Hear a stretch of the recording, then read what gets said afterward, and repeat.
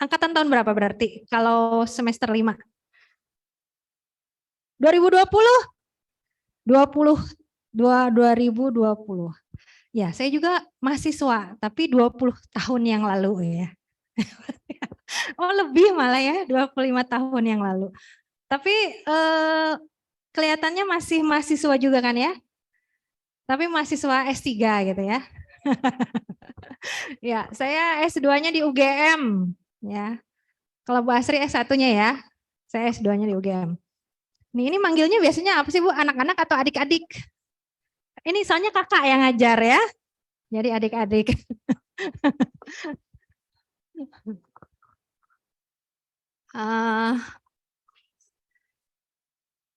Oke.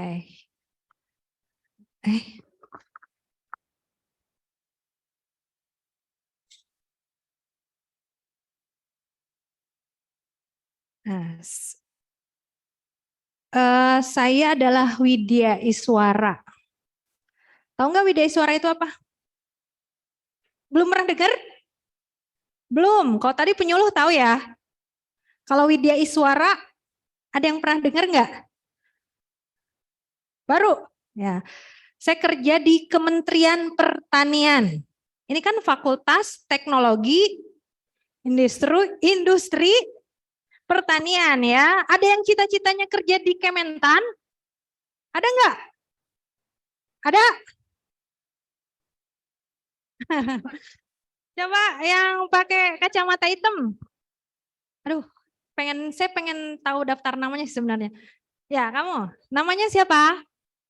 Arik. Oke, Arik. Benar nih namanya Arik. Bukan Ariel ya. Arik. Arik. Cita-citanya kalau udah lulus mau kerja di mana? Atau mau bikin usaha apa? Nah, kalau sekarang kan gitu ya.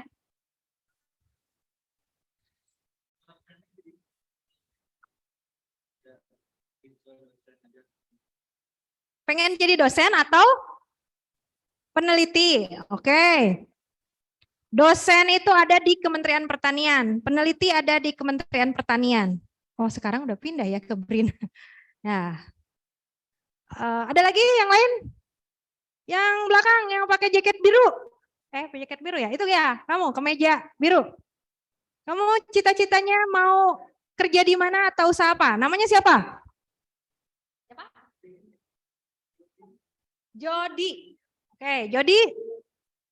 Cita-citanya apa nih? Pengusaha sawit. Weh, keren, tepuk tangan dulu dong buat Jody. Berarti kamu pindah ya ke Kalimantan sana ya, atau ke Sumatera lah ya. Sini ada sawit di mana ya? Di Ciamis tuh ada ya. Sukabumi ya ada sawit. Oke.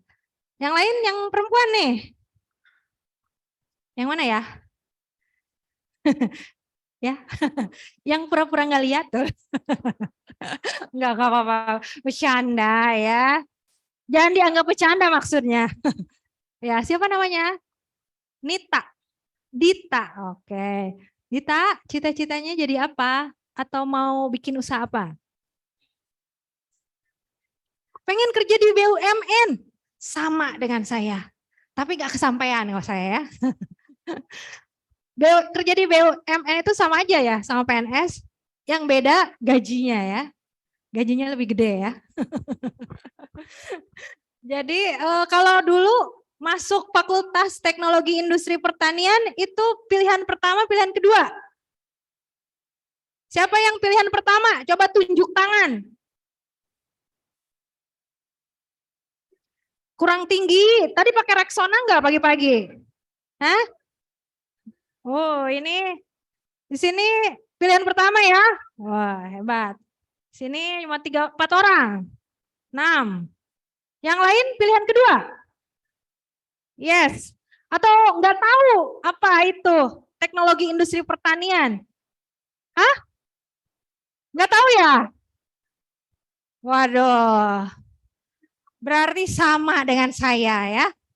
Dulu juga saya daftarnya ilmu tanah S1-nya.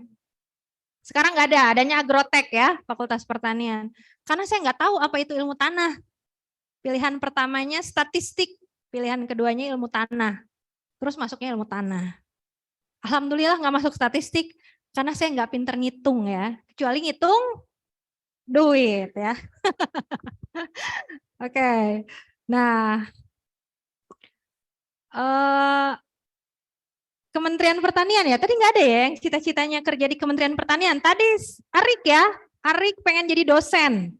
Nah kami di Kementerian Pertanian itu punya Politeknik Polbangtan, Politeknik Pertanian lah ya. Dulu namanya STPP, Sekolah Tinggi Pertanian. Ya, STPP dulu. Sekarang ganti jadi Polbangtan, itu D4. Jadi D4, sama ya di sini juga ada D4 kan Bu ya? D4, tapi setara S1 kan ya, dapat titel. Nah, itu bisa jadi dosen.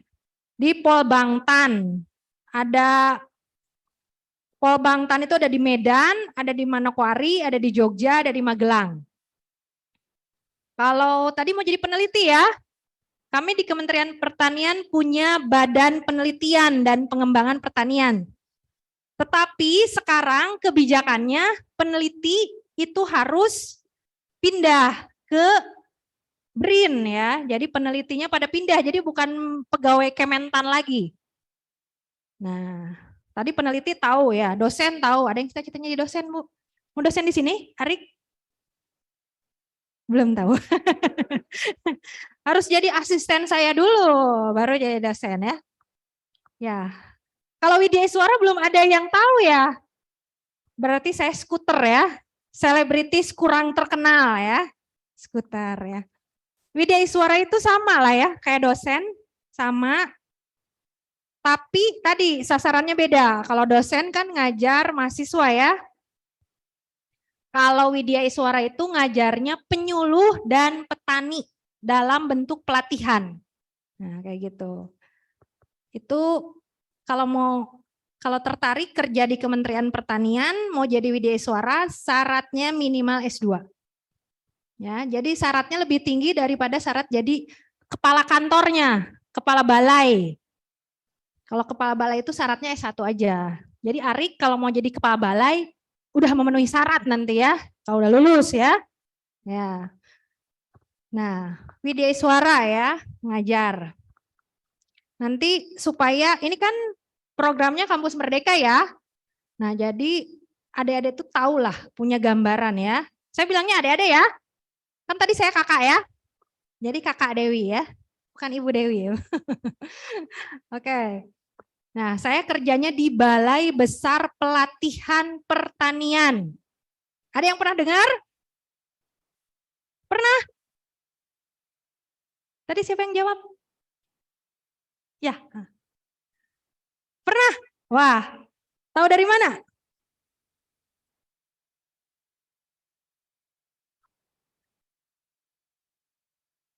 Pertukaran mahasiswa dari Andalas. Oh, gitu. Terus?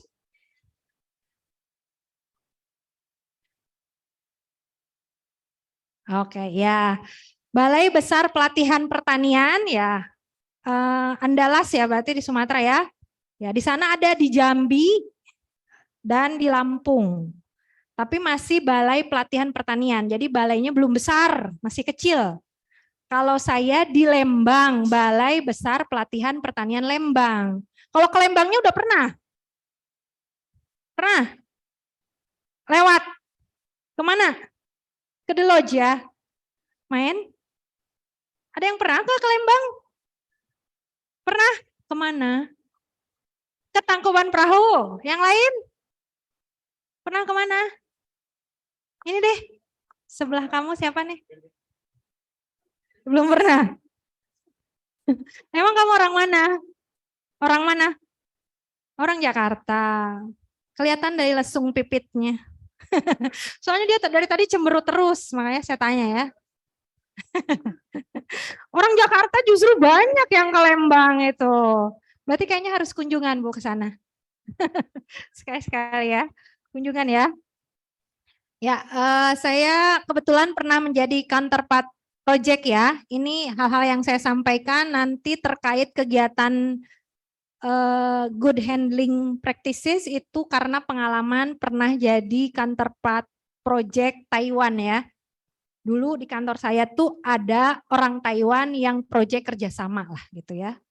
Nah jadi kalau Kementerian Pertanian ya tentu saja banyak kerjasama di bidang pertanian dengan institusi lain ya.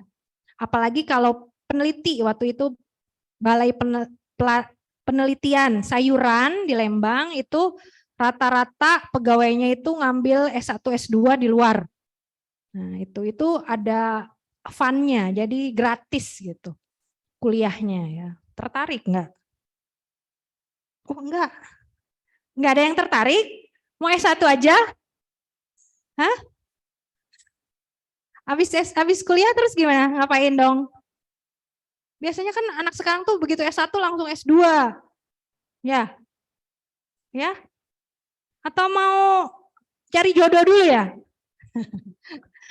Ya. Oke. Oke, hari ini materi kalau good handling praktisi sendiri sudah pada tahu ya Bu anak-anak? Sudah ya? Oke. Nah, kalau untuk apa ya? Ya secara teoritis nih Bu Asri udah pasti lebih ahli ya dari saya. Ini saya hanya menyampaikan kegiatan-kegiatan yang dilakukan di kami. Jadi anak-anak, adik-adik sekalian tahu gimana sih dunia pekerjaan itu seperti apa ya? Kerjanya ngapain sih? Gitu ya, di Kementerian Pertanian, khususnya di Balai Besar Pelatihan Pertanian. Nah, kami punya yang namanya rumah kemas, packing house. Udah pernah lihat rumah kemas itu seperti apa? Belum. Oh, berarti benar Bu harus jalan-jalan ke sana ya. Oke, simak dulu aja ya videonya ya. Nanti kita sama-sama diskusi.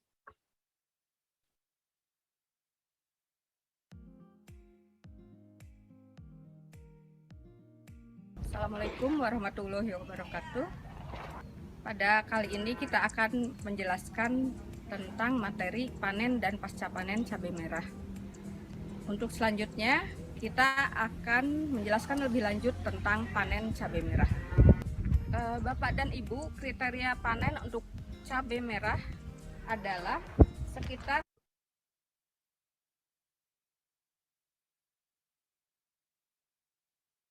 Gimana Bu? Oh ini ya, ini ya. Ini mungkin. Ini kan di ini.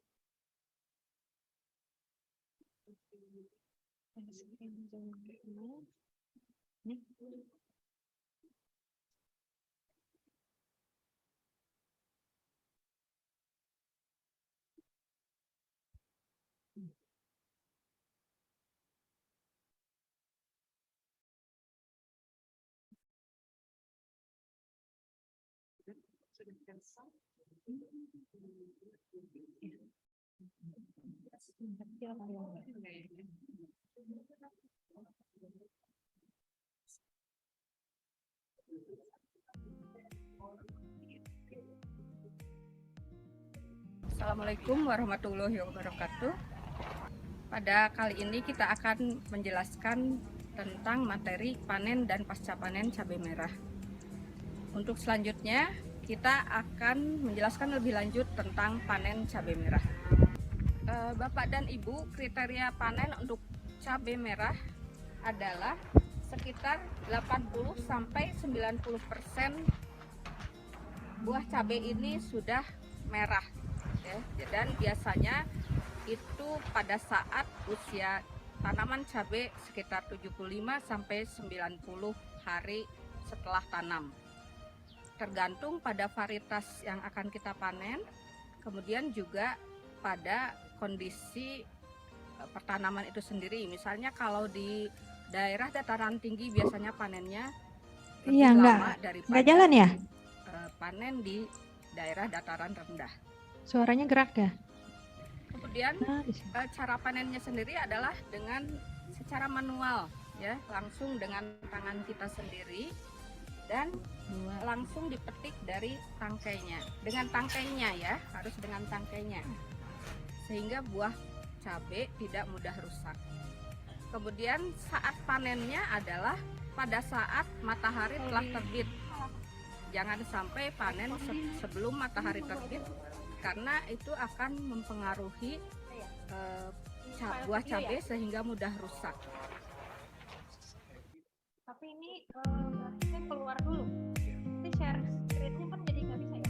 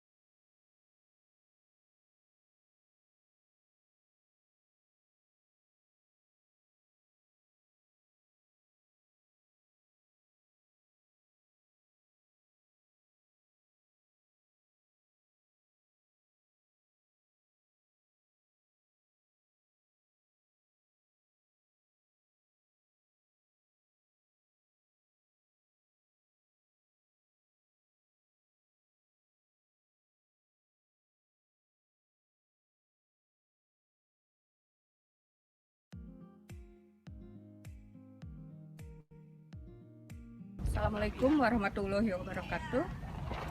Pada kali ini kita akan menjelaskan tentang materi panen dan pasca panen cabai merah. Untuk selanjutnya kita akan menjelaskan lebih lanjut tentang panen cabai merah. Bapak dan Ibu, kriteria panen untuk cabai merah adalah sekitar 80-90% buah cabai ini sudah merah.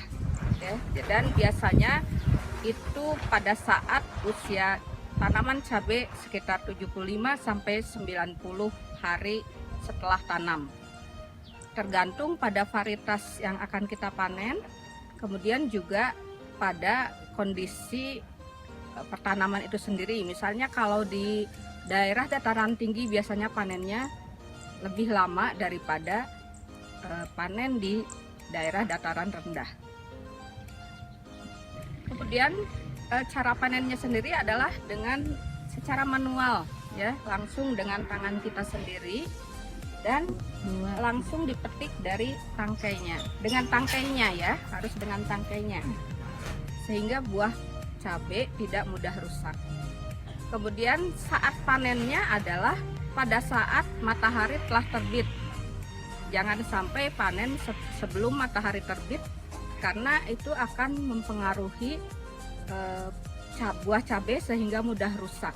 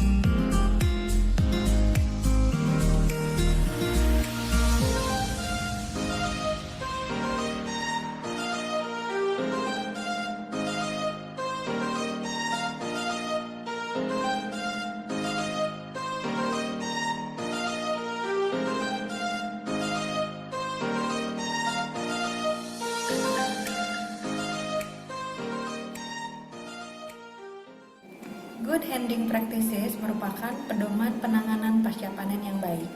Tujuan dari penanganan pasca panen adalah untuk mempertahankan mutu produk segar agar tetap prima sampai ke tangan konsumen, menekan losses atau kehilangan karena penyusutan dan kerusakan, memperpanjang daya simpan, dan meningkatkan nilai ekonomis hasil pertanian.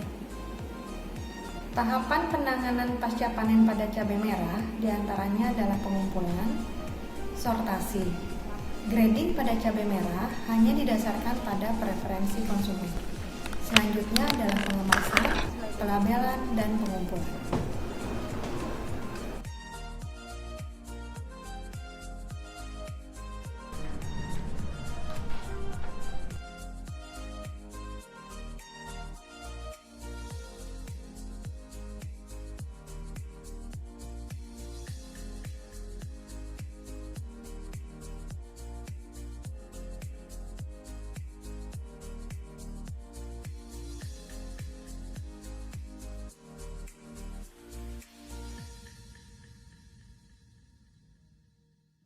Pada cabai merah, pembersihan dilakukan dengan cara mengelap permukaan cabai merah.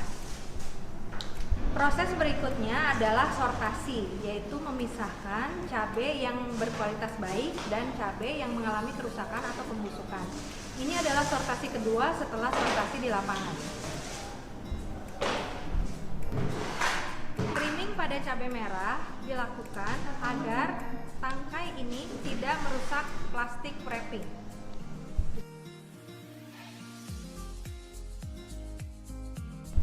Proses selanjutnya adalah pengemasan menggunakan plastik wrapping. Untuk tray, kami sudah tidak menggunakan tray dari bahan styrofoam.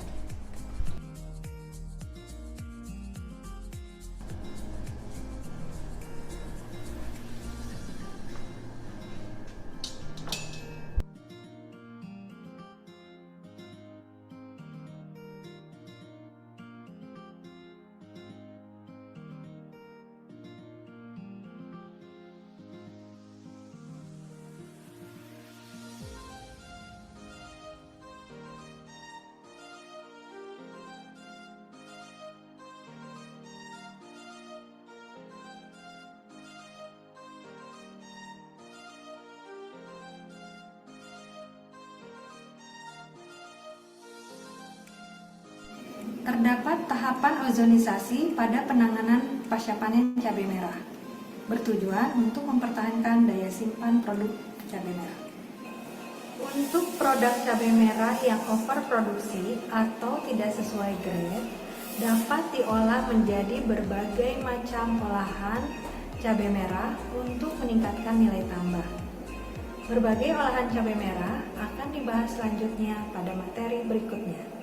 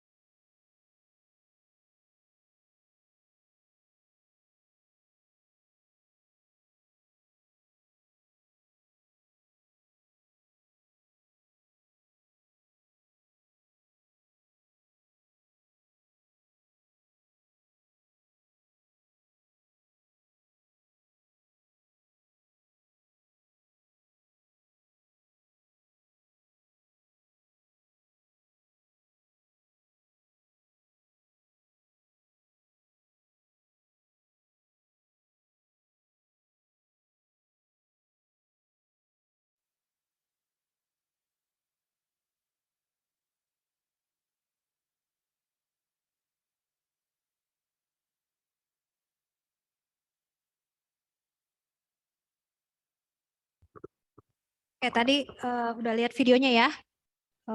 Walaupun tadi agak putus ya. Pernah lihat nggak kegiatan seperti itu di sebuah rumah kemas? Hah, barusan ya lihat ya. Ya. Jadi untuk setiap komoditas itu perlakuannya beda-beda ya. Tadi untuk cabai merah aja. Nah, kemarin tahapan yang sudah pernah diajarkan oleh Bu Asri mungkin yang good handling practices itu ya Bu ya, ada tahapan-tahapan seperti itu ya. Ya. Oke, itu yang untuk cabai merah. Jadi cabai merah itu untuk pembersihannya. Kita ambil khusus itu ya. Untuk sortasi, grading, nanti untuk pertemuan berikutnya. Untuk pembersihannya tadi cabai di video tadi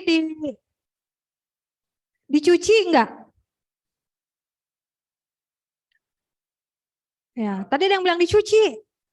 Lihat nggak? Dilap ya. Cabai merah besar itu hanya dilap. Hanya dilap saja, tidak sampai dicuci. Kalau cabai rawit dicuci atau dilap kira-kira? Ya, benar. Siapa namanya? Siapa? Rahmat. Rahmat? Ya, Rahmat. Nanti saya bawain hadiah ya. Minggu depan. Jadi kalau cabai rawit itu memang ada yang kita cuci. Ya, kalau cabai rawit itu biasanya kotor. Jadi dicuci kemudian dikeringkan. Ditaruh di atas meja, kemudian mejanya dikasih ada kipas angin besar gitu ya. Kalau cabai besar, cabai itu cabai apa? Ada yang tahu nggak? Cabai yang besar, yang merah, yang mengkilap. Cabai TW ya, istilahnya cabai TW. Jadi varietas dari Taiwan dulu. Dia tuh mengkilat.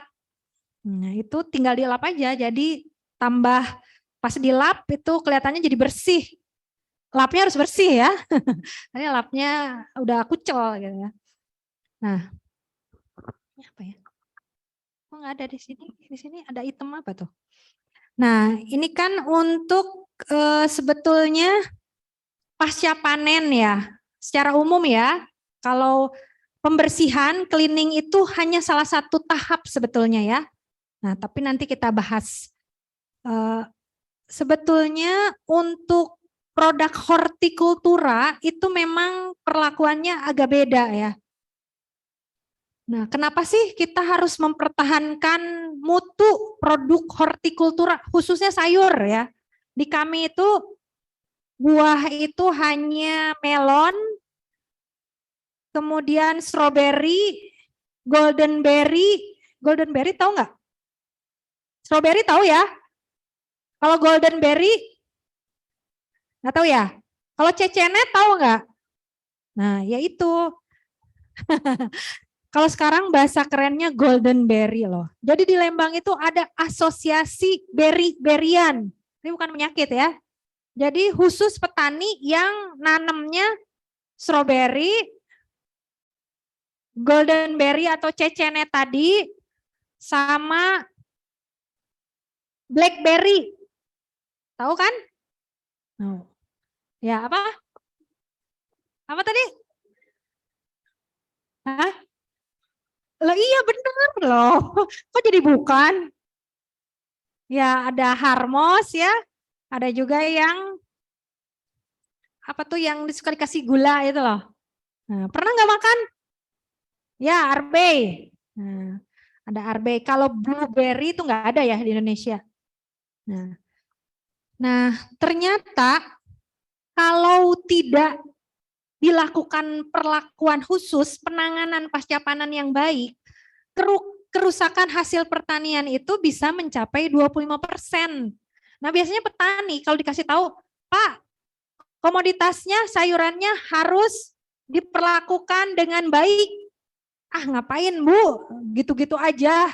Dia tuh mikirnya ke budidaya. Pasti kalau petani itu fokusnya di budidaya. Jadi di penanamannya ya, di lapangan. Tapi kalau penanganan pasca panennya, itu petani biasanya agak cuek. Dianggapnya hal sepele. Dianggapnya remeh-temeh. Serbuk rengginang ya. Ternyata penting. Itu 25%-nya bisa hilang loh. Jadi kalau dari 1 ton bisa susut jadi berapa sisanya? Tinggal 750 kilo.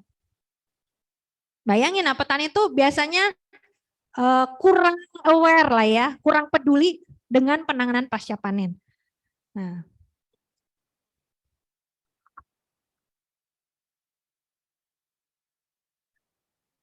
GAP, tahu ya, pernah dengar ya? Cara budidaya yang baik. Nah, biasanya petani ke GAP. Dia kurang apa ya tadi? Kurang aware itu ke GHP ya. Nah, sedangkan kita di sini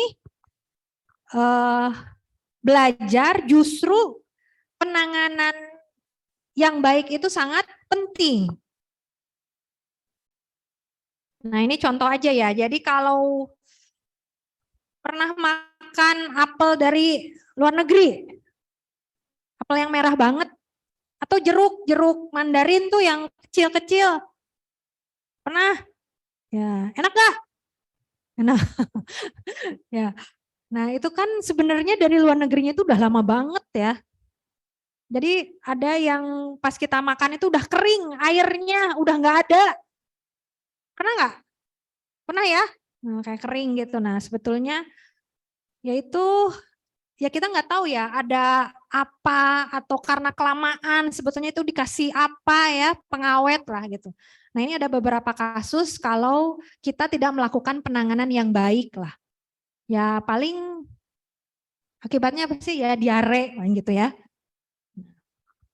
Tapi tentu saja kita kan pengen konsumen itu memperoleh hasil produk yang segar kan ya. Sama ya kita juga makan kan pengen yang segar ya, nggak mau yang basi, yang busuk gitu ya. Nah ini tujuannya ya, memperkecil kehilangan atau kerusakan. Gimana caranya supaya komoditas itu kan tetap bagus ya. Nah, hortikultura tahu nggak apa aja? Terdiri dari apa saja? Sayur, buah, palawija. Ya enggak sih? Palawija termasuk hortikultura bukan? Itu siapa yang baju kotak-kotak? Ya, sebelah kerudung abu. Ya kamu. Ya, namanya siapa? Siapa? Fajna. Fajna. Hah? Prasna. Kok jauh ya? Prasna. Prajna. Aduh, kamu namanya susah banget. Kamu dari India ya? Prajna. Ini Inspektur Sings ya. Tadi lu nanya apa tadi saya lupa ya? Palawija. Termasuk komoditas hortikultura bukan? Termasuk. Ada yang punya pendapat lain? Hortikultura apa saja tadi? Sayur, buah, tanaman hias, terus ya tomat, sayur ya. Biofarmaka, tanaman obat. Jadi hortikultura adalah komoditas yang cepat rusak. Gampang rusak kan? Nggak lama umurnya. Coba kalau palawija itu apa aja? Tadi jagung. Iya. Kedelai ya. Itu kan bisa disimpan lama. Padi itu bisa disimpan di gudang, itu lama. Nah, kalau horti itu enggak, sebentar aja. Umurnya sebentar, umur simpannya sebentar. Tadi jagung ya. Kalau jagung palawija itu jagung yang untuk makanan ternak lah, itu kan lama ya. Kalau jagung manis, pernah makan kan jagung manis? Yang di dago itu kalau dibakar, pakai keju, pakai saus, jagung manis. Nah kalau itu masuknya horti, tanaman horti, kalau jagung manis. Jadi dibilangnya jagung sayur. Ya. Nah, makanya kenapa kita menangani, kenapa sih perlu penanganan pasca panen? Karena kalau horti cepat rusak. Jadi ya harus ditangani dengan baik ya, dengan benar. Nah, ini tujuan khususnya ya. Nah, ini penanganan setelah panen itu apa aja sih? Yang pertama, pengumpulan. Pengumpulan aja penting ya. Wadah yang dipakai, terus suhu saat panen. Kalau panen tadi baiknya di pagi hari atau di sore hari? Pagi. Siapa yang pagi? Tunjuk tangan. Apa alasannya? Kok malah lihat temennya? Iya kamu. Namanya siapa? Cepat banget siapa? Dipanggilnya? Kafrizal. Hah? Rizal. Oke, Rizal. Kenapa panen pagi hari?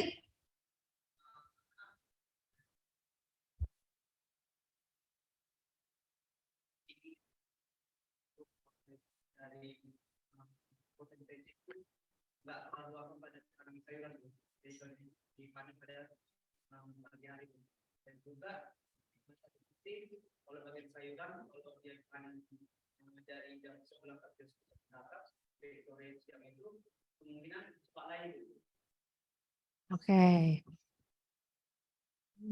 Ada yang berpendapat lain? Ya. Sore. Kenapa?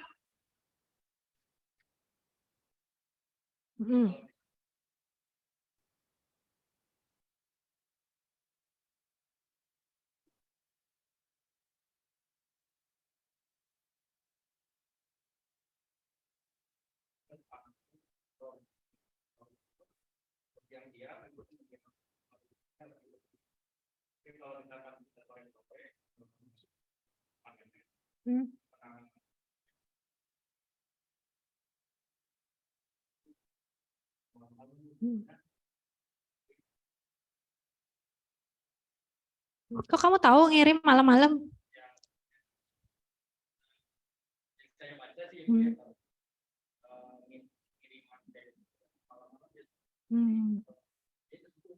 Oke, berarti kamu sering baca ya? Kirain kamu tukang nganternya. Oke ya. Kalau panen, kalau tadi di video ya, panen itu pagi setelah matahari terbit, muncul ya. Kenapa? Karena kalau terlalu pagi, masih pagi banget gitu ya, masih ada embun. Ya. Nah. Tapi memang ada yang petani panennya sore karena dia mau ngirim. Karena tadi ngirim ke kemasan, rumah kemas, biasanya kegiatan di rumah kemas itu malam dan dikirim besok pagi. Nah, kayak gitu. Sekarang kalau nanam pagi apa sore hari? Tadi panen ya? Hah? Sore biar nggak panas ya. Ada yang pendapat pagi? Hah? Sore biar nggak panas. Kalau pagi, ada yang punya pendapat pagi nggak? Nggak ada. Jadi apa dong? Kalau yang diem aja. Pagi atau sore? Bisa dua-duanya. Ya, kalau ya boleh pagi, boleh sore. Tapi pertimbangan sore itu karena nanti nggak ada matahari lagi kan. Jadi tanamannya, ya dia nggak akan stres lah gitu ya. Dia menghadapi malam, bukan menghadapi panas ya. Karena sulit ya, seperti menjalani kehidupan kan panas ya, sulit ya. Oke, kalau tadi kenapa sih ditampilkan di videonya panen dulu, baru penanganan pasca panen? Kenapa nggak langsung aja tadi Bu? Ngapain dijelasin panen dulu? Ada yang tahu? Oh ya, belah sini belum kelihatan ya. Yang pakai baju putih. Siapa namanya? Novi. Novi, kenapa sih ditunjukinnya panen dulu?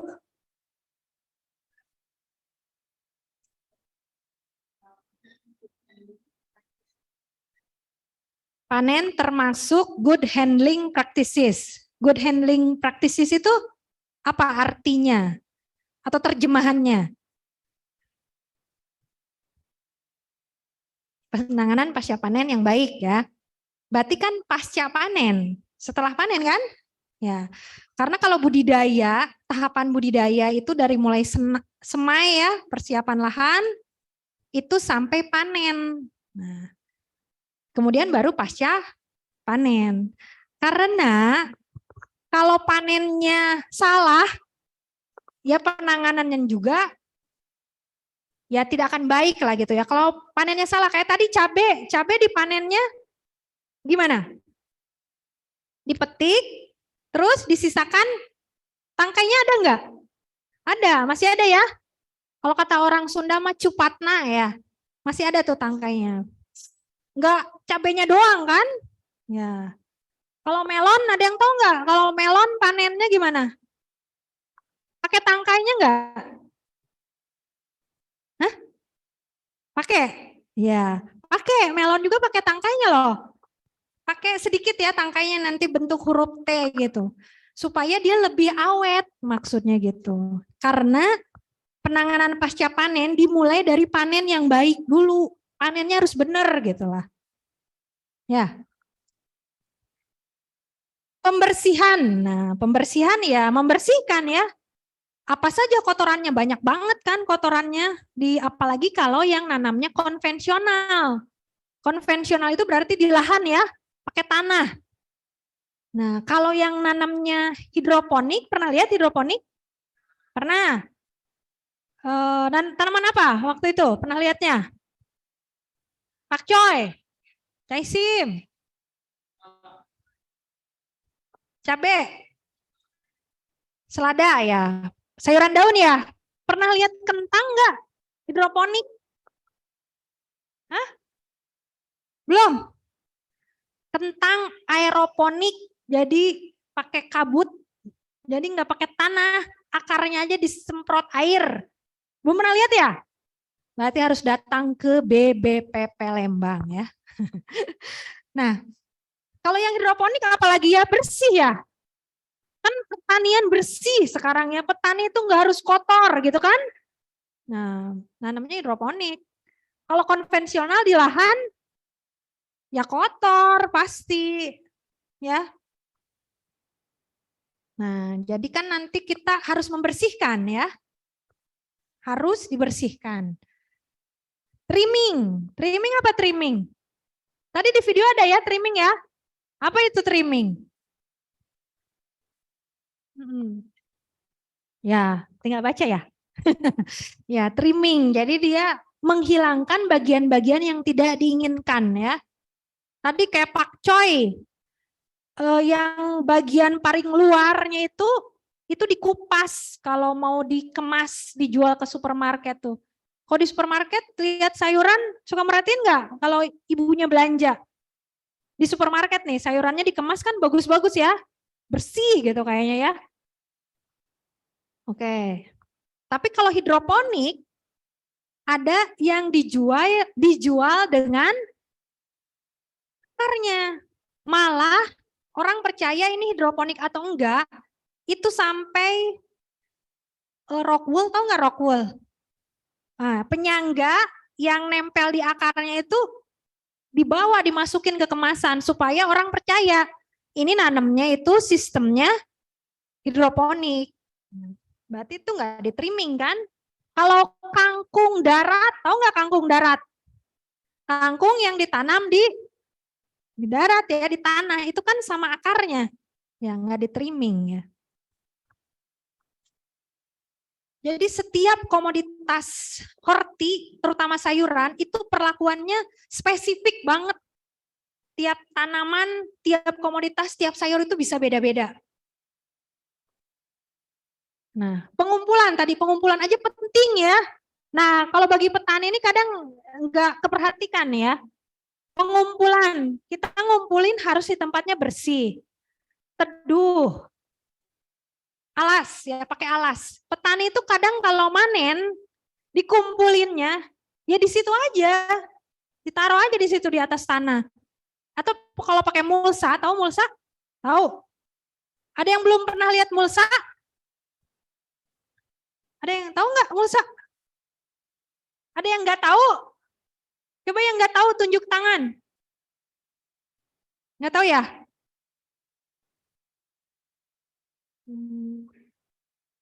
Masa saya bawa? Mulsa itu penutup ya, penutup tanah biasanya di atasnya perak itu loh. MPHP, mulsa plastik hitam perak. Nah, tahu ya? Pernah lihat nggak? Nah, petani itu biasanya panen, taruh aja di atas mulsa. Terus sayurannya jadi gimana tuh? Mulsa loh, bukan di atas tanah, di atas mulsa. Kepanasan. Jadi layu. Mulsa itu kan panas. Ya. Jadi layu. Petani itu taruh aja di situ. Taruh aja dia tuh cuek banget ya. Padahal kalau dia ngumpulinnya tidak di tempat teduh, ya itu cepat layu. Harus di tempat teduh. Sawios bu didinya, oke kayak diangkut ya gitu biasanya petani alasannya ya. Kamu ngerti nggak? Pantesan kamu nggak ketawa. Ya, ada teksnya tadi lewat teksnya, terjemahannya. Jadi dia tuh biasanya, ya biarin aja bu, ntar juga diambil katanya. Nah, pengumpulan aja tuh penting ya bagi sayuran, terutama sayuran daun karena dia tuh cepet rusak. Nah, intinya gitu ya.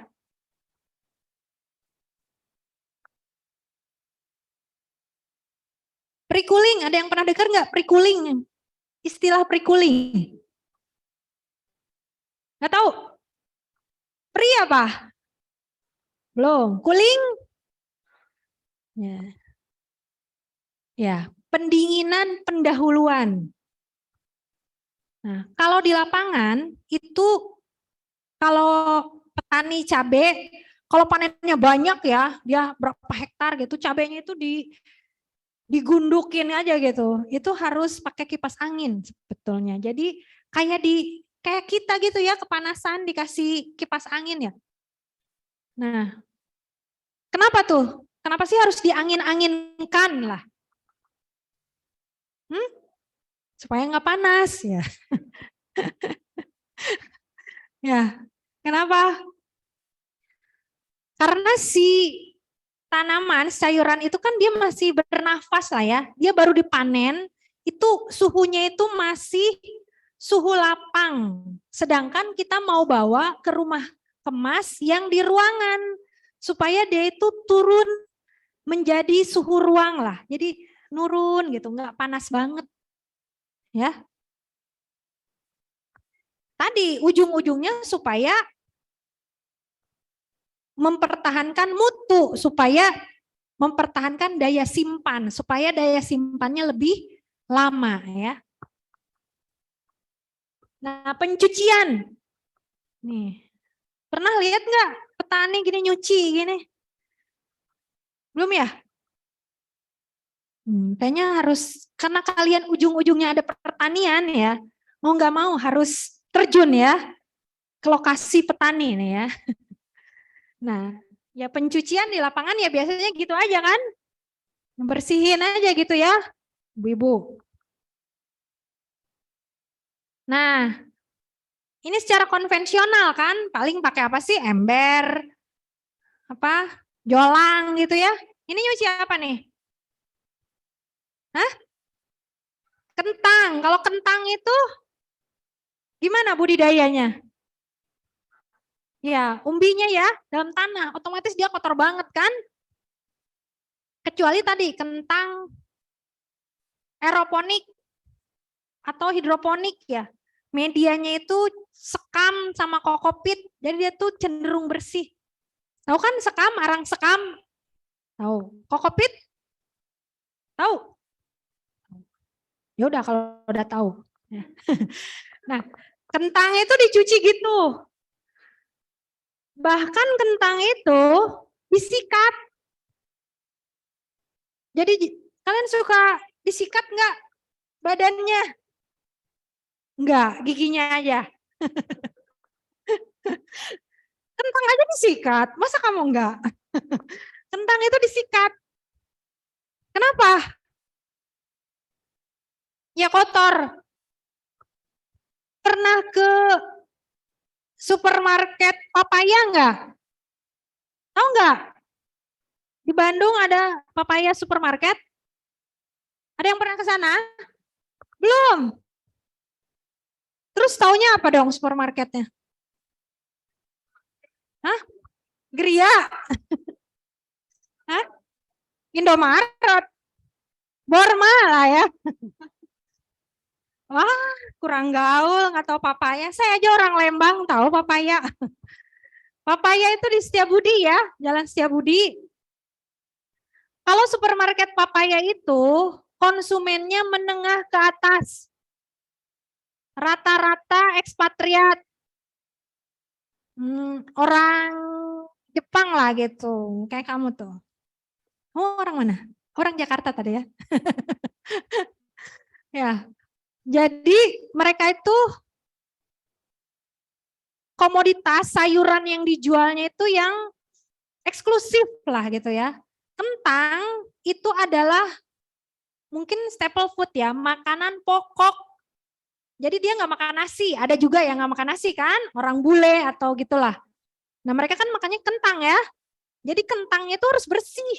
Jadi kita jual kentang tuh disikat, jadi kentangnya tuh bersih. Karena kan ada yang dimakan tuh, apa sih, kulitnya juga nggak dikupas kan. Kentang yang wedges itu kan tahu, nah itu kan kulitnya dimakan kan, bukan sepatu ya, sepatu high heel wedges ya. Nah itu kita kalau ada pesanan kentang itu dicuci gitu loh. Tapi ini yang di rumah kemas, packing house di BBPP Lembang, itu pencuciannya masih seperti itu, jadi kayak wastafel aja. Masih dicuci manual kayak gitu. Konvensional ya, nyuci biasa lah. Tapi di Lembang itu dingin loh, jadi nyuci kayak gini, biaya tenaga kerjanya tinggi. Karena alasannya dingin ya. Nah, ini adalah mesin pencuci yang saya foto waktu saya ke Wonosobo. Jadi di sana ada Wonosobo, daerah Dieng itu kan banyak petani wortel. Ya. Wortelnya istilahnya disebutnya wortel Brastagi. Kok jauh ya dari Wonosobo ke Brastagi ya? Jadi wortelnya yang wortel Australia itu yang gendut, yang merah. Nah, itu. Ini mesin sederhana lah untuk mencuci wortel. Sama kan kayak kentang, wortel juga. Apa? Ya, di tanah kan? Umbi ya. Jadi dia harus dicuci. Kayak lobak itu harus dicuci. Kalau enggak, itu nanti susah lagi nyucinya, tetap kotor gitu. Jadi begitu panen tuh harus dicuci. Ya. Nah, ini mesinnya itu cuman gitu aja. Masukin itu ada air masuk, air keluar. Berantakan kayak gitu aja kondisinya gitu. Habis gini diangkut, masukin ke net karung gitu, masukin ke bak ya, bak terbuka, mobil bak terbuka, terus diinjek aja gitu loh sama petani itu ngirimnya. Sama tengkulak kali ya, diangkut tuh diinjak-injak aja cuek. Ya dia, mungkin dia belum masuk kelas good handling practices ya.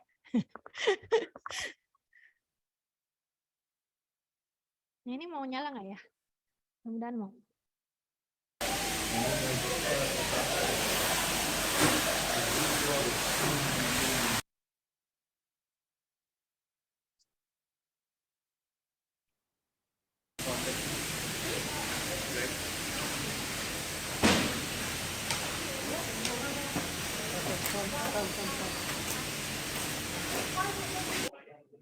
Ya. Itu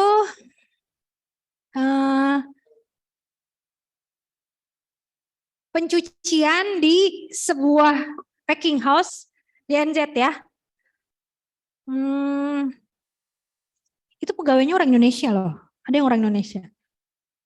Jadi kerja di sana, kerjanya nyuci sayur. Nyuci apa?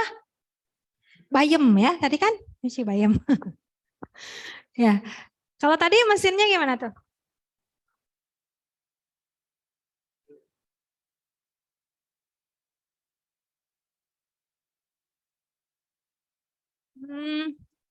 Pakai apa itu? Selang ya, kasih air yang bertekanan. Lihat tuh warna airnya kelihatan nggak?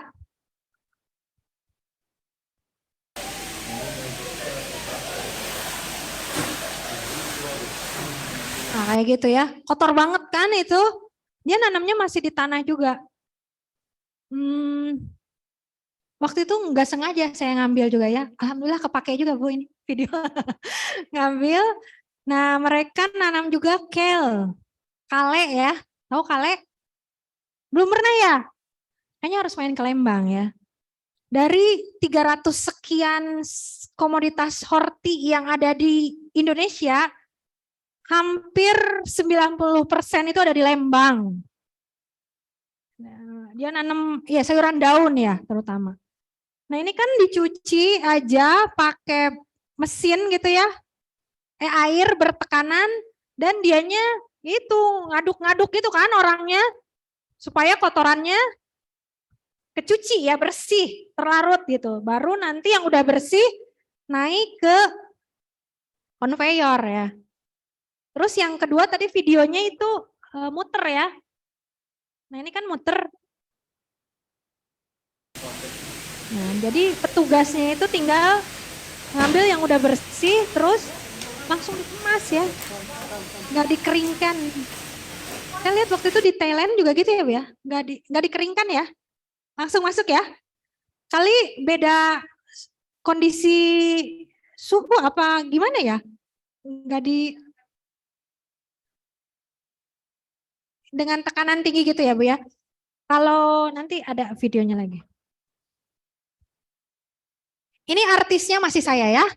Tadi kan artisnya saya juga ya. Ini adalah air bubble vegetable washer. Jadi alat pencuci sayuran otomatis ya. Tapi ini juga bisa digunakan untuk buah. Di sini lokasinya di Desa Tugubukti, Kecamatan Cisarua. Petani menggunakannya untuk mencuci sayuran, selada keriting dan juga untuk jeruk lemon sebagai komoditas utama dari petani di Desa Tugubukti ini. Prinsip kerja dari mesin otomatis ini sederhana ya, ini air masuk, kemudian nanti udah selesai itu ada air keluar.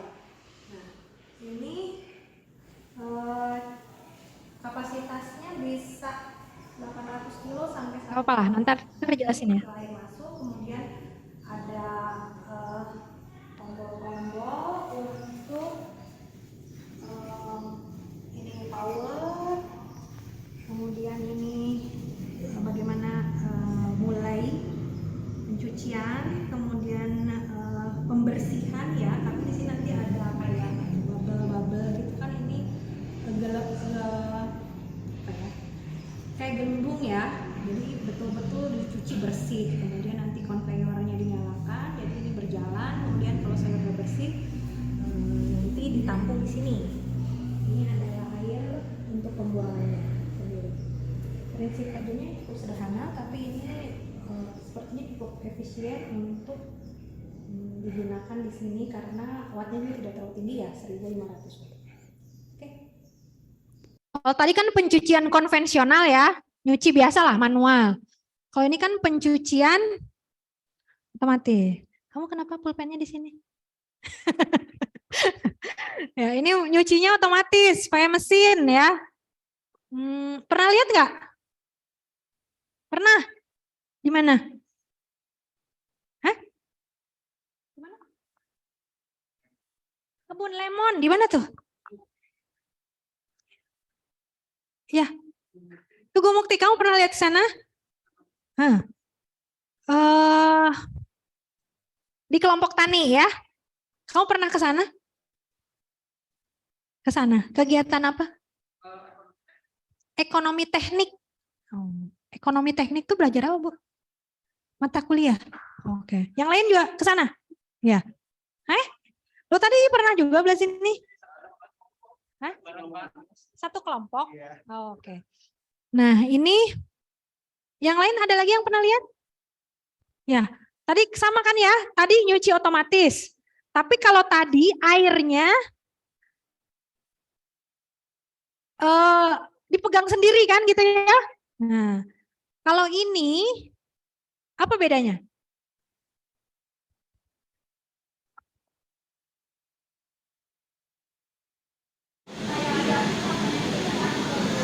Mesin pencucian produk sayuran otomatis. Ya. Ya, kalau ini airnya ya ada salurannya ya, inlet ya, masukin aja gitu kan. Kalau yang tadi kan dipegangin tuh, air bertekanan tinggi terus dia aduk-aduk lah ya gitu ya. Kalau ini kan otomatis. Jadi dia membentuk gelembung gitu ya, digelembungkan gitu. Waktu itu yang lihat di ya ini yang di Tugu Mukti itu nyuci apa? Lemon ya. Di sana memang petani komoditas utamanya lemon, tapi ini juga dia pakai buat nyuci apa ini? Selada keriting. Ya. Tadi pertanyaan dari Ibu ya, apa nggak rusak gitu ya? Yang sebetulnya ini kalau saya baca di speknya itu untuk sayuran berkulit tipis, tomat kayak gitu. Kalau untuk wortel, untuk kentang itu beda lagi mesinnya. Khusus sekali untuk umbi. Tapi ini dipakai juga untuk sayuran itu tadi selada keriting ya, sayuran daun. Mungkin kalau selada yang lain, kalau selada crop, tahu selada crop? Pernah makan burger di McD enggak? Enggak. Makannya di mana? Di Kentuku. Ya itu tuh seladanya bukan selada keriting kan? Kalau selada kayak gini kan di tukang apa? Ketemu selada keriting. Tukang ayam goreng ya. Kalau selada crop itu yang membentuk crop. Nah itu kalau dicuci kayak gini kayaknya kurang efisien ya, mungkin kurang efektif lah, kurang pas. Tapi ini dipakai untuk cuci selada keriting. Mungkin dia dijualnya per helai gitu juga, jadi dimasukkan ke pengemasan.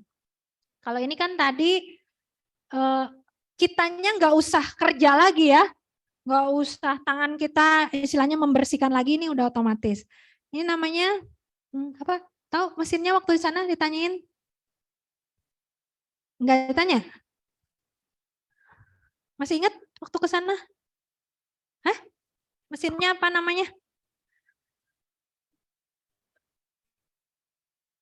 Apa? Jadi itu nggak tahu nama kerjanya dari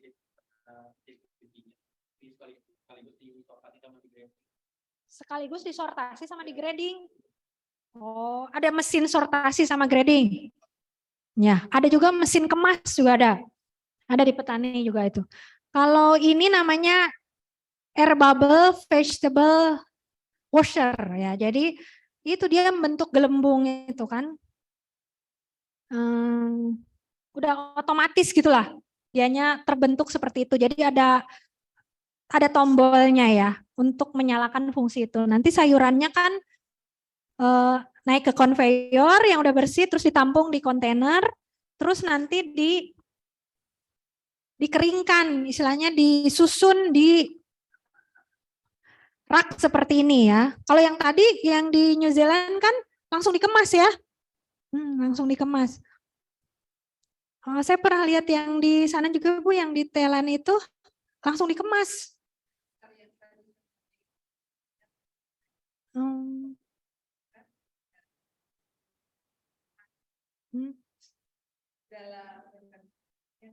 Dikemas tapi Bu di plastik. Langsung.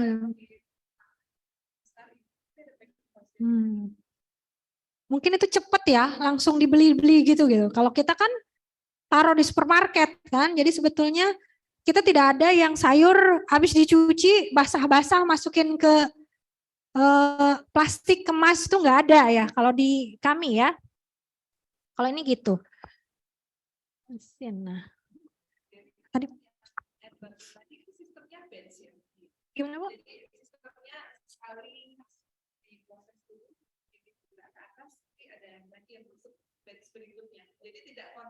Iya betul.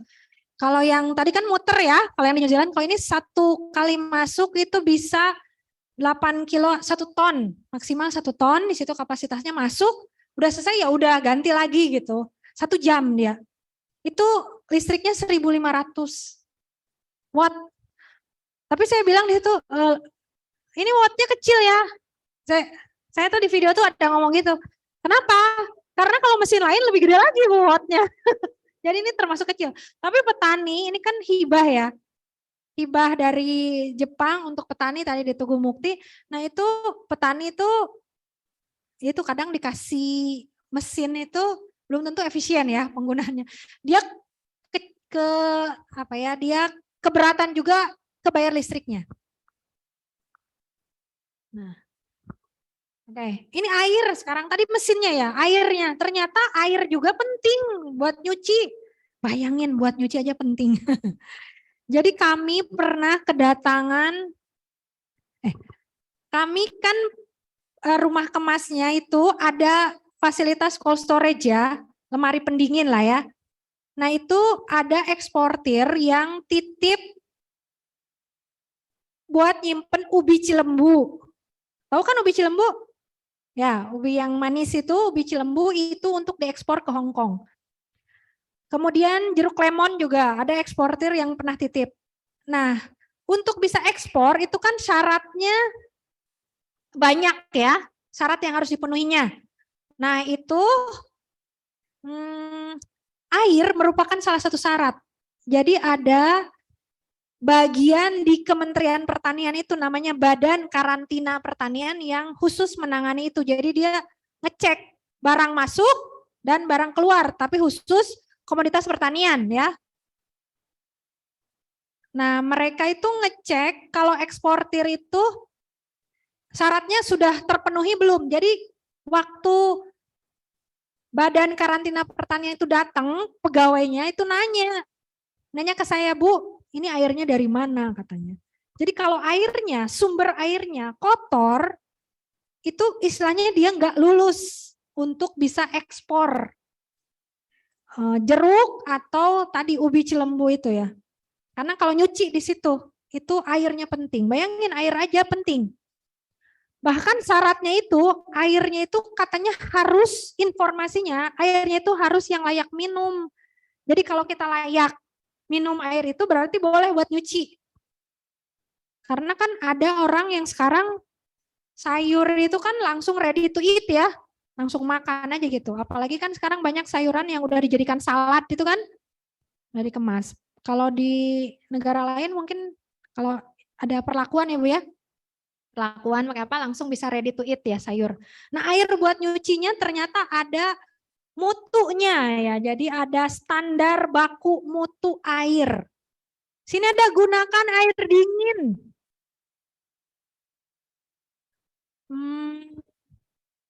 Kenapa? Kenapa harus air dingin? Ada yang tahu? Biar tidak layu ya. Tapi ada komoditas tertentu yang dapat perlakuan itu dengan air hangat ya.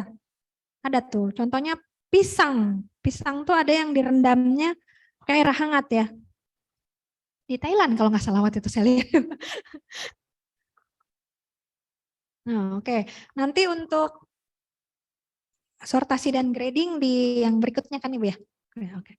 Ya, tapi kita bahas ya sekilas ya. Sortasi itu apa? Ya.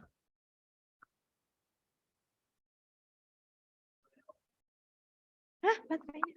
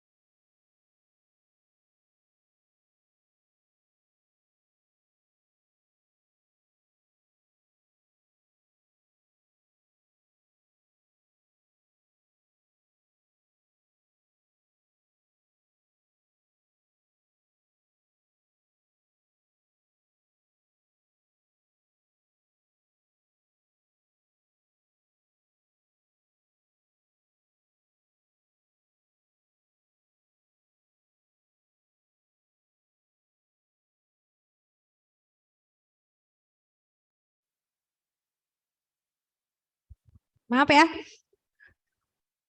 Lanjut ya, dikit lagi ya. Oh enak kalau ngajar mahasiswa ya. Iya gitu ya. Kalau ngajar petani, Bu, mau ngerokok dulu, mau ngopi dulu gitu. Ya. Sortasi tadi apa? Ya, memilah sayuran ya, memisahkan komoditas yang hasil panen dari yang baik sama yang rusak. Itu kegiatannya ya untuk kentang tuh. Disortasi. Kentang dipilih satu-satu.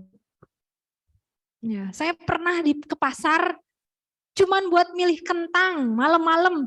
Cuman milih kentang aja ya. Tadi untuk ke pasar, tadi supermarket papaya ya. Karena papaya supermarket itu minta kentangnya bukan grade A. Tahu grade A? Kan sayuran tertentu tuh ada kelasnya ya. Nanti grading kelasnya. Nah, mereka tuh mintanya kelas yang A+. Kayak nilai ya, A+. Jadi bukan A lagi, pokoknya kualitasnya yang paling bagus gitu. Jadi kita tuh betul-betul milih kentangnya yang bagus. Dia itu mintanya kentangnya yang bulat, bersih, tidak ada cacat sama sekali lah. Benar-benar kalau bisa bentuknya sama semua. Nah loh, gimana tuh? Apa saya harus nyetak ya? Harus dicetak kentangnya. Ya itu dia tuh mintanya yang gitu ya, supaya penampakannya bagus banget gitu lah. Waduh. Nah kalau nggak dipisah akibatnya apa? Misal tadi ada yang busuk, nggak disortasi, merembet ya, kena ya, rusak juga. Biasanya petani itu sudah melakukan sortasi awal. Pas panen itu dia sudah sortasi awal sebetulnya. Kalau grading, ya. Kalau tadi di cabai ada grading nggak? Ada nggak? Pernah dengar nggak? Nggak. Biasanya kalau cabai itu berdasarkan preferensi konsumen. Nah, biasanya ibu-ibu sukanya cabainya itu yang ya bagus gitu ya, penampilannya besar gitu. Nggak mau tuh yang keriting. Padahal kan ada cabai keriting ya. Cabai keriting juga harus lurus. Jadi kami ada spek cabai keriting itu yang panjangnya tuh sekian ya. Cabai keriting harus lurus, berarti di rebonding dulu ya. Cabai keritingnya ya. Cabai keriting tapi dia kalau yang keriting gitu ngelingkar itu nggak laku ya. Jualnya ke pasar aja, pasar becek ya. Nah kalau grading itu pengelompokan mutunya berdasarkan karakteristik fisik kan, kelihatan ya. Kalau kentang ini di grading memang. Kalau cabai itu biasanya berdasarkan preferensi itu kesukaan ya.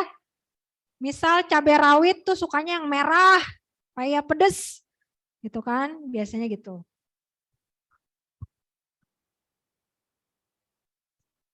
Nah ini kentang tuh kelihatan banget gradingnya.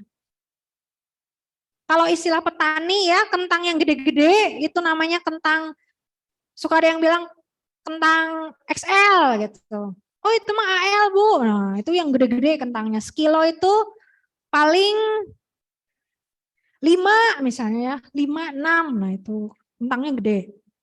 Ada juga yang AB, harganya juga beda, ada yang kecil-kecil, harganya juga beda. Satu lagi yang biasanya di grading itu paprika. Tahu paprika kan? Warnanya apa aja paprika?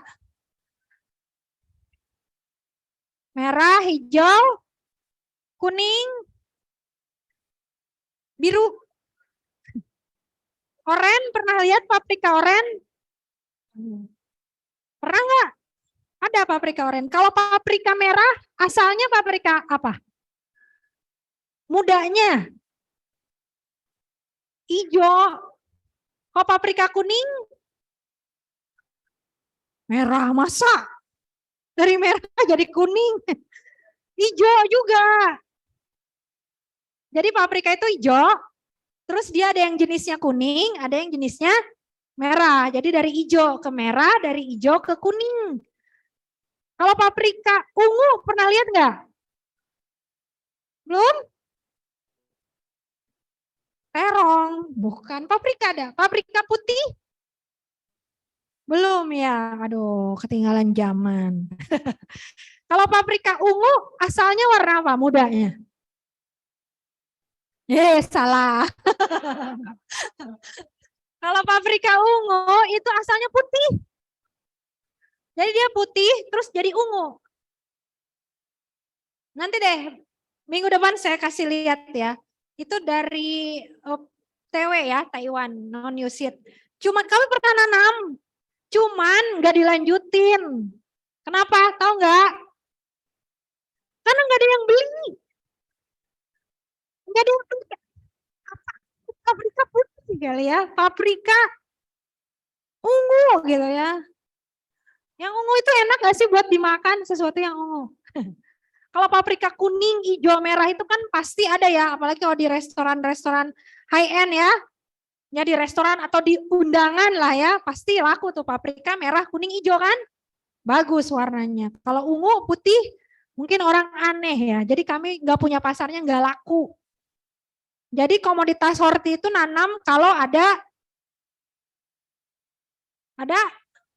pasarnya. Kalau nggak ada pasarnya, nggak usah nanam ya. Kalau sekarang gitu, terbalik. Kalau petani itu nanam, pasarnya nggak tahu. Salahin aja pemerintah katanya gitu ya. Kalau sekarang terbalik ya, pasarnya dulu ada, baru nanam. Nanam yang aneh-aneh, nggak laku. Ngapain ya? Pernah makan sayuran yang ungu lagi nggak? Terong mah udah nggak aneh. Hah? Kol ungu ya. Ubi ya ungu. Jagung. Pernah nggak jagung ungu? GMO kali ya. Jagung ungu, kacang panjang. Yang pendek. Kacang panjang kok pendek, jadi potong ya. Kacang panjang yang ungu. Belum? Lunca. Lunca. Kalau paria warnanya apa? Paria. Hijau. Terus teksturnya gimana? Bergelombang, bergerigi gitu ya. Ada. Terus rasanya gimana? Pahit. Berarti petaninya gagal ya. Oh pahit katanya. Ya. Tapi ada varietas paria itu yang putih. Tahu? Ya. Tahu aja kamu, hebatan. Itu dia nggak terlalu pahit dan dia lebih renyah. Kami pernah nanam juga itu varietas TW ya. Kan biasanya nggak doyan ya, apalagi remaja putri kayak gini ya. Suka nggak paria? Suka kalau dibakso tahu. Oh nggak dimakan. Pahit ya. Kalau varietas TW itu nggak pahit. Enak. Nah, pengemasan ya, nanti rencana kita nanti ada apa ya, praktikum lah ya, pelatihan untuk pengemasan nih. Ada rencana sama Bu Rosa ya, mudah-mudahan bisa terlaksana. Nanti belajar ngemas ya.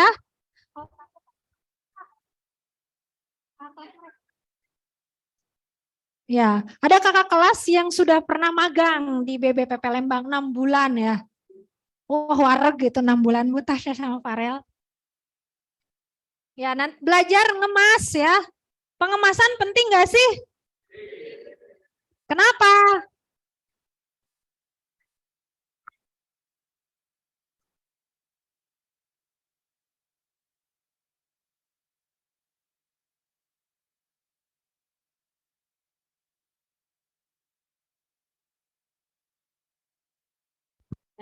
Ini pengemasan sayuran segar ya. Ini namanya packaging ya, bukan packing. packaging. Jadi ngemas sayur ukuran kecil. Kayak gini. Kelihatan nggak sih itu? Oh, di situ kelihatan jelas ya. Ya.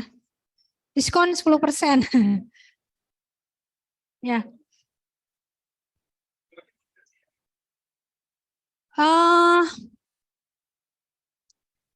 Kok tadi apa sih? Ke supermarketnya pernahnya kemana? Carrefour. Oh iya, Carrefour udah nggak ya? Carrefour Transmart. Dulu kami tuh jual ke Carrefour Transmart. Carrefour dulu belum gabung Transmart ya. Kayak gitu kemasannya kan. Bagus lah ya. Tapi berhenti, nggak jualan lagi ke Carrefour Transmart. Tahu nggak sebabnya kenapa? Kenapa? Hah? Nggak jual lagi ke Carrefour, berhenti. Karena nggak ada yang beli. Ada lagi alasan lain? Hah? Itu yang lagi ngacak. Tahu nggak alasannya kenapa? Kira-kira aja. Kenapa? Yang tadi dengar aja. Kenapa kami nggak jual lagi produk sayuran udah dikemas kayak gini ke Carrefour? Kira-kira aja. Ini yang nggak dikemas. Kemasan kurang menarik. Hah? Habis kontrak. Sedikit lagi. Tahu aja dia, calon pebisnis ya. Karena Carrefour-nya bangkrut. Carrefour udah nggak ada kan? Enggak ya. Karena Carrefour itu bayarnya nunggak. Betul itu, penting itu. Tahu ya, pasar itu. Hah? Iya. Perusahaan segede gitu nunggak loh. Kalau Borma itu pembelinya menengah ke bawah kan ya. Ya maksudnya rata-rata lah ya. Kalau Borma itu lancar bayarnya Bu. Tapi dia itu belinya itu harganya murah. Jadi kita pakai kemasannya juga menyesuaikan. Kemasan itu penting ya. Ini apa nih? Bisa nebak nggak apa yang di dalam situ? Wah, naga. Kelihatan kalau itu yang di TV? Iya. Lalu itu tadi ubi Cilembu yang diekspor ke Hong Kong. Tahu nggak sih kenapa kita ngekspor manusia, ngekspor ubi Cilembu ke Hong Kong? Tahu nggak kenapa? Hah? Di sana apa? Ada Cilembu. Ya. Ya karena doyan ya, berarti orang Hong Kong tuh doyan ubi. Kalau, aduh, kamu, karena orang luar itu ya doyan ubi, jagung, itu dia doyan di gitu aja. Kamu suka nggak ubi? Hah? Enak. Ya. Ya, ubi Cilembu itu diekspor ke Hong Kong. Kemasannya plastik ya, tapi dikemas kayak gitu. Kalau keluar kan beda lagi, ada packing. Kalau ini namanya packing, jadi kemasan besar ya untuk ekspor. Jadi penting kemasannya itu juga ya. Nah, kalau cita-cita Maya boleh ya. Nah, kami kan di packing house sana di BBPP Lembang itu dikelola oleh koperasi petani. Namanya Koperasi BAFAS, Bina Alumni Visioner Petani Sejahtera. Jadi kita tujuannya itu untuk apa sih bekerja di dunia pertanian? Ujung-ujungnya untuk mensejahterakan petani ya, bukan pejabat.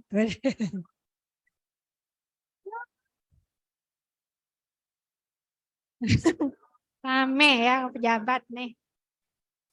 Ya, Nah, pengennya sih kemasan tuh kayak begitu ya. Go green. Nah, saya ada koperasi binaannya Taiwan juga di Bali. Itu kemasannya udah gini, dia jual asparagus. Kalau kata orang Sunda bukan asparagus ya, asparahas. Jadi asparahas jauh ya. Sebutnya asparagus. Asparagus itu dikemasnya cuman diikat aja pakai ya daun pisang kayak gitulah, pakai bambu gitu kan. Jadi go green. Kalau kami kenapa kami masih menggunakan yang tadi kemasan plastik, plastik wrapping gitu? Kenapa?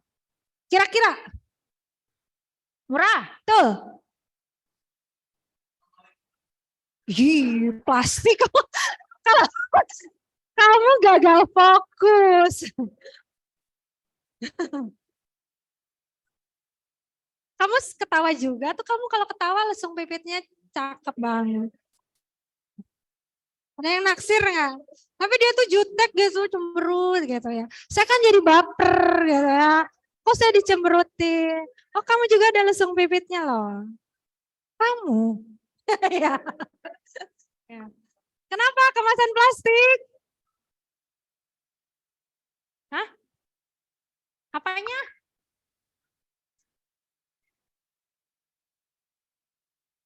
Iya betul. Karena kami juga belum ada yang minta supermarketnya pakai kemasan daun ya, nggak minta. Ya kalau nggak minta ya itulah di Indonesia ya.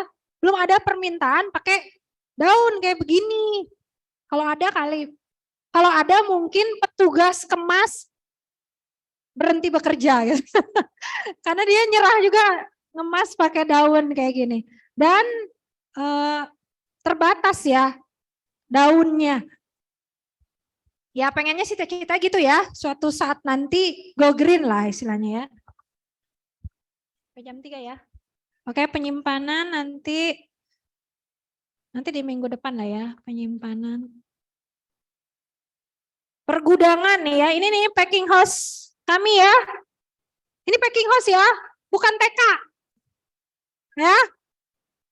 Ya. Ini banyak gambar ya.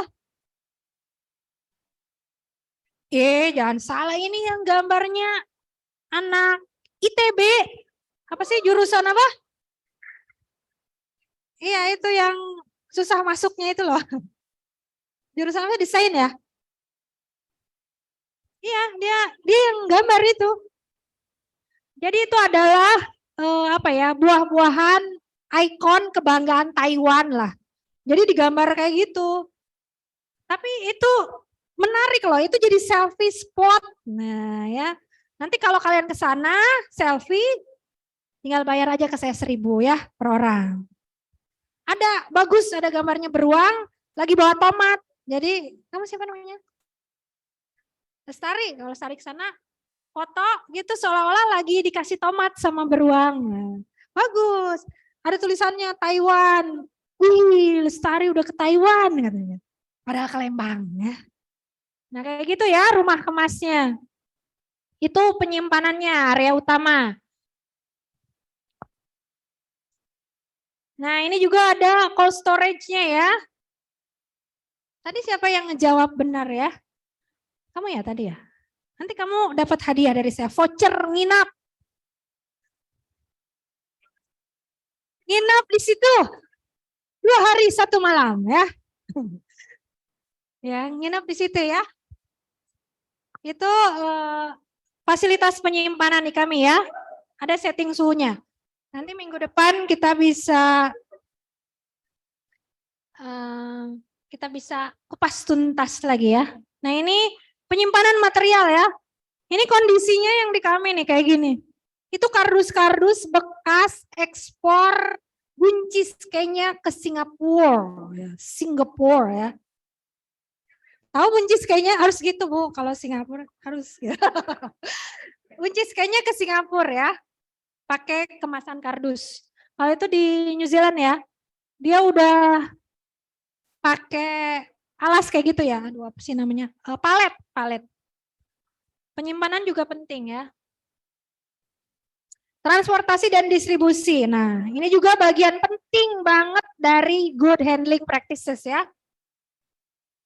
Harus pakai kontainer gitu ya. Sekarang udah nggak musim pakai karung, pakai plastik. Petani masih ada, tapi kalau di Lembang rata-rata udah pakai kontainer kayak gitu.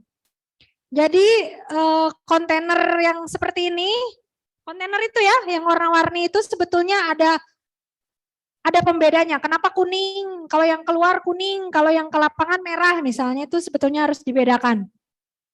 Nah, biasanya kalau di kami ini, kami punya waktu itu punya berapa? 100 apa 150 ya. Sekarang nggak nyampe 100. Kenapa? Tahu nggak? Ya, karena rasa memiliki petani yang cukup tinggi ya pada alat seperti ini ya. Kontainer kayak gini tuh mahal harganya. Lumayan lah. Oke, ini ada pertanyaan. Bongkar muat termasuk dalam transportasi dan distribusi. Ini gambar ini salah atau benar? Bongkar muat ya. Kan sayuran itu didistribusikan kan dengan transportasi. Nah, ini alat yang digunakan. Menurut kalian ini cara bongkar muat yang salah atau yang benar? Lihat di gambar, di foto. Hah? Salah atau benar? Benar atau salah?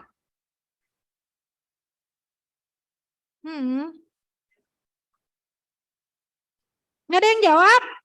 Kamu yang gondrong baju hitam, merah hitam. Siapa namanya? Kamu yang tidur ya? Oh enggak. Oh yang tidur yang sebelah sana. Sama-sama gondrong.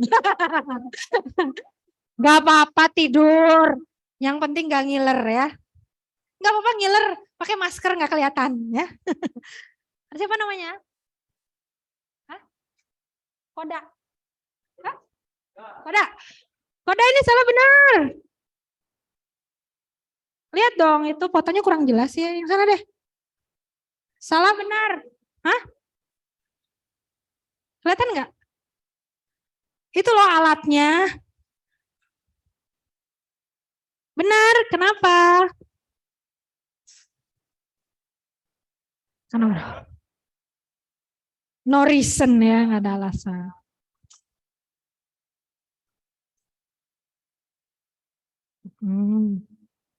Kamu perhatikan nggak sih itu alatnya?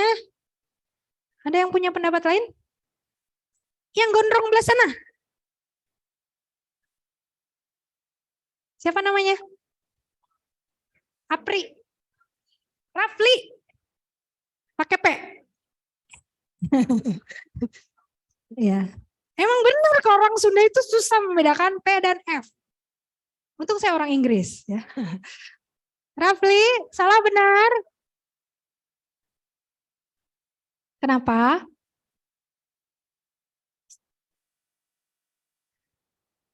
Karena merusak produk. Kamu lihatnya dari mananya?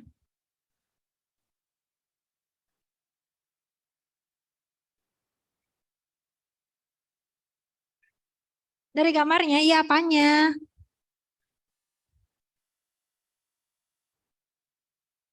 Apanya? Alatnya kenapa?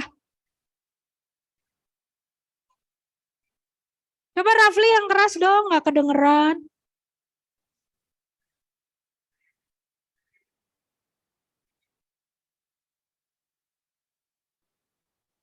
Oh gitu. Tapi nggak ada polisi tidur di rumah kemas. Ada ya polisi tapi lagi bangun. Yaitu alatnya berkarat. Ya nggak sih? Kecuali pakai kontainer ya. Ya itu kan bikin kontaminasi. Kalau kita naruhnya nggak pakai keranjang, misal kabocha. Tahu nggak kabocha? Tahu? Walu Jepang. Kayak walu yang buat Halloween itu loh. Tapi kecil. Terus dia lebih enak. Mau nyobain? Datang ke Lembang ya. Oke, ini salah benar. Cara bongkar muat yang salah atau benar? Kenapa? Ya, over capacity. Ya, emang biaya transportasi itu tinggi sih. Ya, karena itu ya ditumpuk itu ya, nggak pakai kontainer. Nah, ini di tempat tadi tuh, di tempat pencucian wortel itu si gondrong ini, kamu ya? Yang gondrong ini, itu tuh pas ngangkut naruh ke sebelah sana itu dia tuh diinjek, si wortelnya itu diinjek. Gitu. Dia nggak tahu kalau kehilangan losis itu bisa sampai 25% ya, dia nggak tahu dia ya. Nanti suruh ikut mata kuliah ini ya. Nah, itu artisnya siapa? Saya lagi artisnya ya. Itu bukan gaya-gayaan ya. Itu benar, saya ngangkut brokoli ya dari petani. Itu brokoli, yang ini kentang. Nah, kalau ini cara bongkar muat yang salah atau benar? Kenapa? Karena pakai kontainer ya.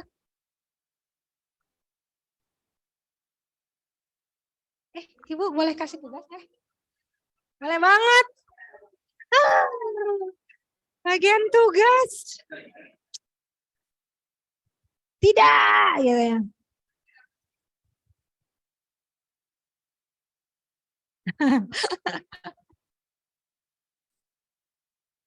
Oke, ini dari terkait tugas ini ya. Udah habis waktunya nih ya. Ada 5 menit lagi ya. Nah ini ya, terkait tugas ya. Ini saya kasih contoh untuk brokoli. Ini adalah tahapan penanganan pasca panen yang benar untuk brokoli di packing house yang dijual ke supermarket. Saya panen ya, itu kriterianya. Kemudian tahapan berikutnya, penimbangan. Pengemasan, kok itu judulnya pengemasan ya? Sortasi itu. Trimming, tadi ya, menghilangkan bagian-bagian yang tidak diinginkan untuk brokoli. Kemudian tahap selanjutnya adalah grading. Ada pengkelasan. Brokoli ini beda nggak? Yang sebelah kiri sama sebelah kanan? Apa bedanya? Iya, yang sebelah sana nggak di trimming. Yang sebelah sini, istilah petani itu brokoli gundul. Kebalikan dari kamu tadi yang gondrong ya. Yang ini brokoli gundul, yang itu namanya brokoli solo kalau istilah petani. Jadi yang itu masih ada tangkainya, yang ini bersih untuk dijual ke supermarket. Terus penyimpanan, pengemasannya kayak gitu, pakai plastik wrapping, terus pakai selotip press, kemudian pelabelan. Ini untuk brokoli. Kayak gini, saya kasih contoh. Tugasnya, ini berapa orang ya? Berapa orang sih?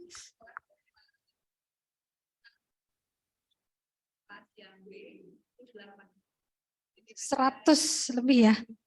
115. Waduh. Kalau satu orang satu, saya dapat 115 komoditas. Waduh. Aduh, gimana ngedownloadnya? Oke, ini tugasnya buatlah alur atau tahapan pasca panen komoditas horti, tentu saja ya. Saya bicaranya di sini horti. Sebagai aktivitas menambah nilai atau tahapan good handling practices untuk komoditas horti. Sayur boleh, buah boleh. Tanaman hias nggak usah deh, atau biofarmaka.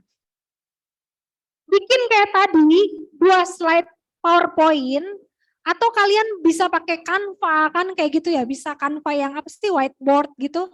Pokoknya tahapannya itu kelihatan, alurnya itu jelas.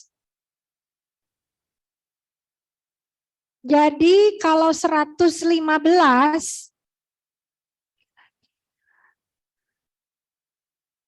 dibagi 5 ya. Bagi 5 aja deh. Kalau 2 terlalu banyak kan ya. Nanti kalau 2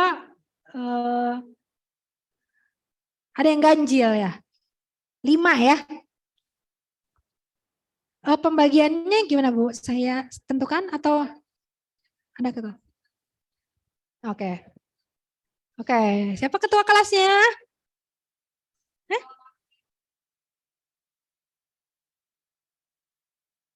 Lah, nggak ada yang ngaku, Bu. Ketua kelasnya siapa? Kamu? Ariel? Ari? Ari? Ari ketua kelas? Bukan. Nggak masuk? Atau gimana, Bu? Ya terserah lah.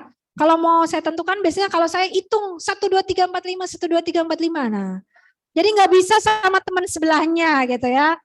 Padahal kan kalian yang sebelahan itu pasti satu circle kan? Saya tahu.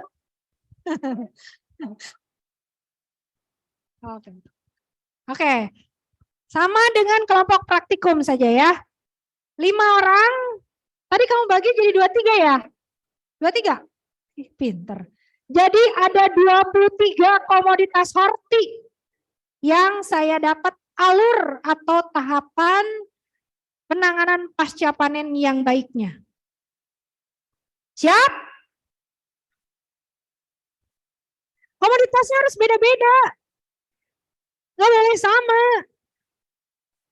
Ya? Nggak boleh brokoli. Udah ya brokoli ya. Ya, misal apa? Misal tadi cabai ya. Nah, jadi kelihatan cabai itu ada perlu dicuci atau enggak gitu kan? Nanti kelihatan. Cabai rawit itu kan banyak banget lah. Kentang, apapun ya. Pakcoy tadi ya gimana? Ngerti enggak? Paham enggak? Oke, ada yang mau ditanyakan? Enggak, mau pulang ya? Oke. Ya? Ya? Apa? Oke. 1 menit. Apa?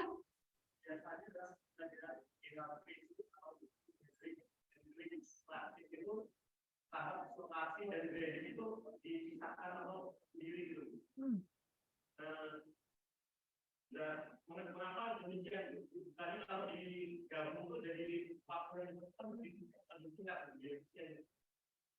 Oke, ya sebetulnya kalau secara praktikalnya ya, prakteknya itu mungkin sudah kita tidak lakukan lagi. Sebetulnya kalau pengiriman barang itu petani sebetulnya udah sortir. Sebetulnya ya, karena kita udah ngasih spek ke petani. Pak, kentangnya harus seperti ini, brokolinya harus seperti ini. Jadi petani itu udah sortir sebetulnya. Paling kalau di kita di rumah kemas, itu sortasi yang kedua lah. Jadi sebetulnya dia langsung, kalau kelihatannya, oh ini jadi ternyata ada yang cacat, ya udah pisahin aja gitu, atau dibuang atau di trimming, misalnya sedikit ya cacatnya di trimming aja gitu. Kalau di secara teoritis itu kan memang beda, sortasi itu beda, sortasi itu misahin, kalau grading pengkelasan, dan tidak semua komoditas horti itu di grading. Kalau sortasi udah pasti deh, tapi di grading itu enggak semua. Kayak cabai rawit, kita enggak grading. Ya gitu aja kan cabai rawit. Ya, tapi kita sortasi kalau cabai rawit. Karena banyak yang busuk. Kena penyakit, kelihatan dari fisik, penampilan fisiknya. Apakah saya cukup memuaskan jawabannya? Yang satu lagi ya, karena waktunya habis. Katanya 3:30 ada kelas kan? Ya.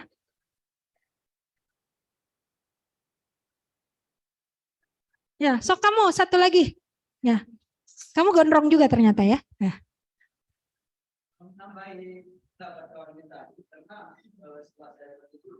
Katanya proses pemisahan, proses degrading ini proses pemisahan dan di sortasi ini proses pemilihan. Mungkin dalam apa itu kenapa nggak sama dalam proses sortasi bu? Jadi kita pilih.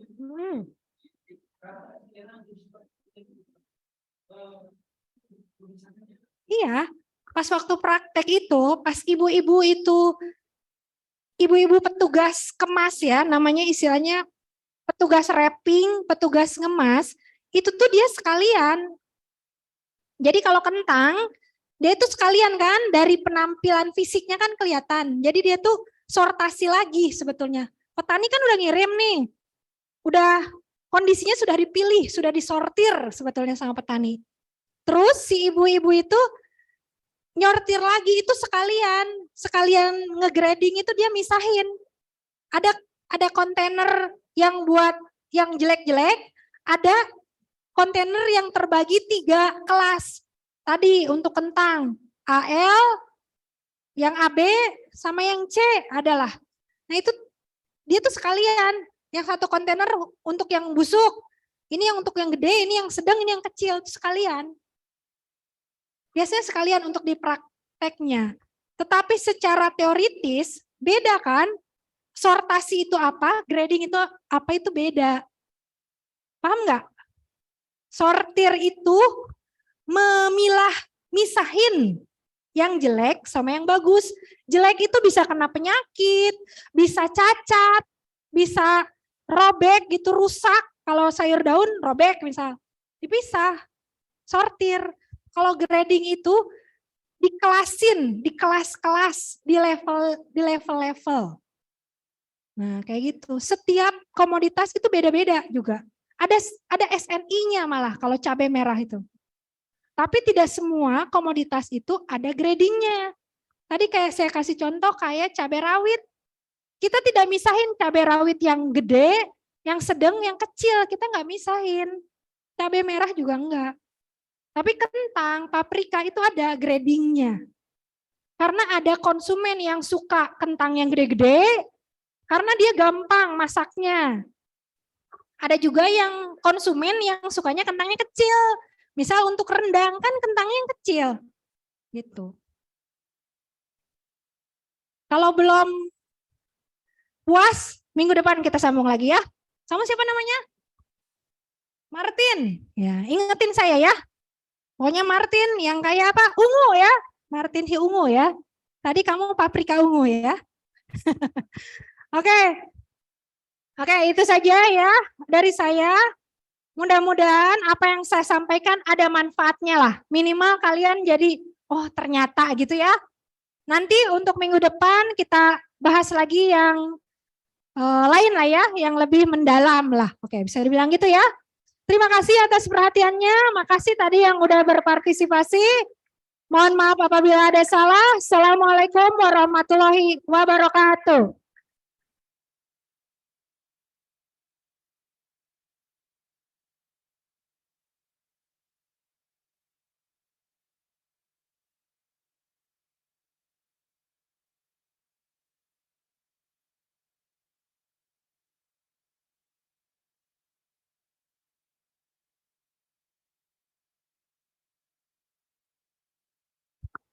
Minta tolong fotoin lagi ya.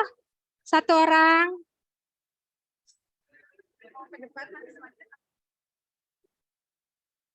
Oh iya boleh. Gimana ke depan semua?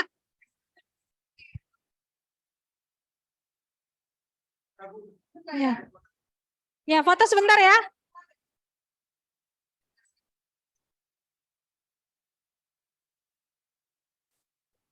Ibunya harus ikut. Oh ya. Oh, gantian. Oh iya ya.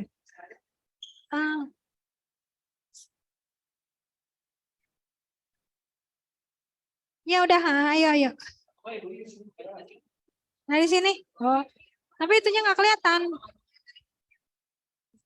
Kalau nggak salah tuh harus ada saya, ibu dan mahasiswa gitu. Kalau ini masih saya aduh lupa lagi. Harus ada kayaknya harus